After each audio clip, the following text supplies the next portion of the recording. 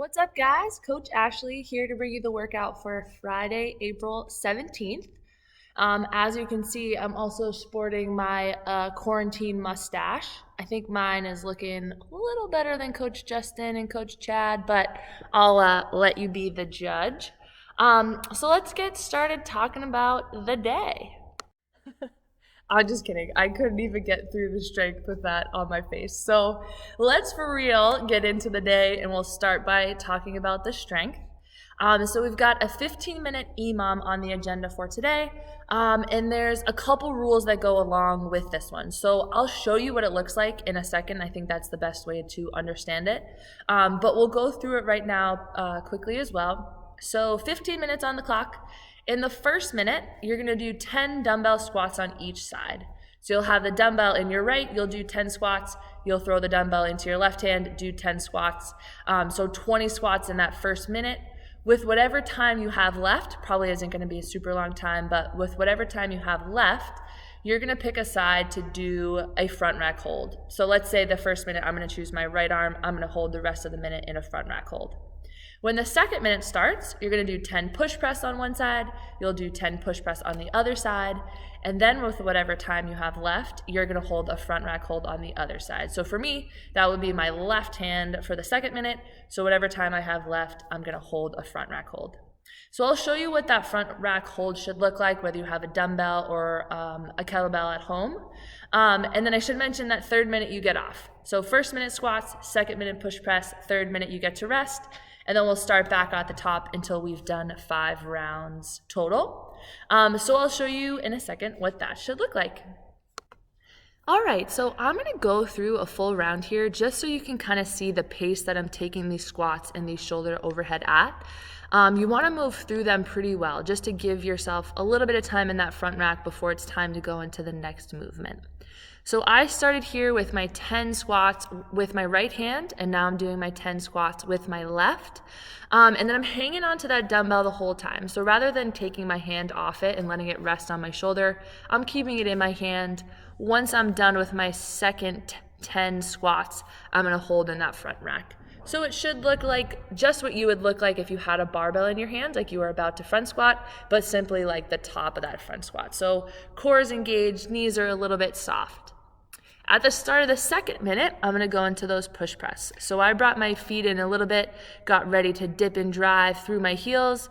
And notice it's a push press today, not a push jerk. So a dip and drive straight up into that dumbbell. 10 on one side, 10 on the other, and then I'm gonna hold the dumbbell in the front rack on the other side. So again, that front rack hold, don't wanna be super stiff, so a little bit of a soft knee, but nice and tight in your core and trying to keep that elbow up just like you would a barbell front squat.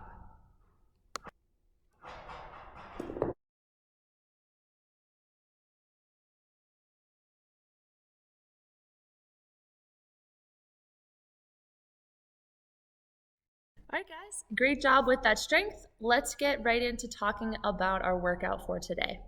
So we've got a couple 4-minute AMRAPs on the agenda. We're gonna rest 2 minutes between, and we're gonna complete 3 total. So your 4-minute AMRAP, you're gonna try to get through a few rounds of 20 jumping lunges, 20 total single arm sumo deadlift high pulls, and then 20 total dumbbell floor press. So the single arm sumo deadlift high pull we've done in a workout a few times, so you guys should be a little bit comfortable with those. But what I want to focus on today is that floor press.